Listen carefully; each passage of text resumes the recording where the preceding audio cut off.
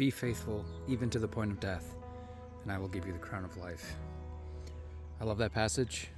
It can be really comforting to me in one moment, and then sometimes in another moment I'll be like, man, am I being faithful enough?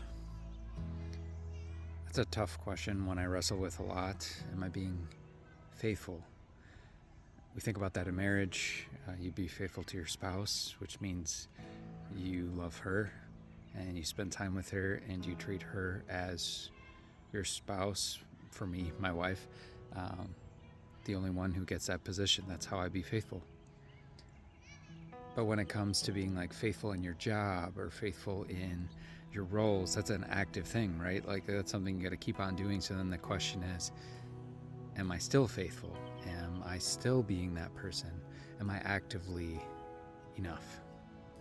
Now that gets scary when it comes to faith, because if we're asking ourselves if we're enough, if we've done enough to get to heaven, for example, it leaves us with insecurity, doesn't it? I think that's where that passage, even though it's meant to bring comfort, can leave us feeling afraid. But what is the faithfulness that God requires? The faithfulness that God requires is not that we earn our salvation. It's not that we be good enough to get ourselves to heaven, but when he's talking about the faithfulness there in Revelation 2:10, he's talking about when you go through suffering and people attack you and make fun of you and even hurt you to the point of death, and yet you continue to confess Jesus as your Savior.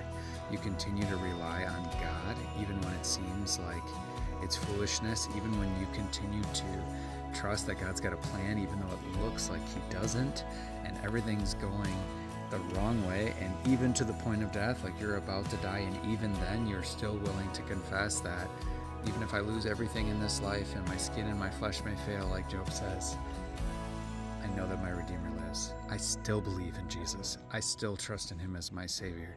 I still put all of my eggs in that basket.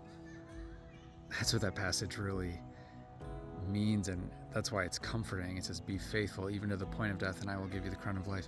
Continue to believe in me, and even though it looks like everything is lost, take hope, because the crown of life is coming as soon. Let's say the worst case scenario happens and you do die.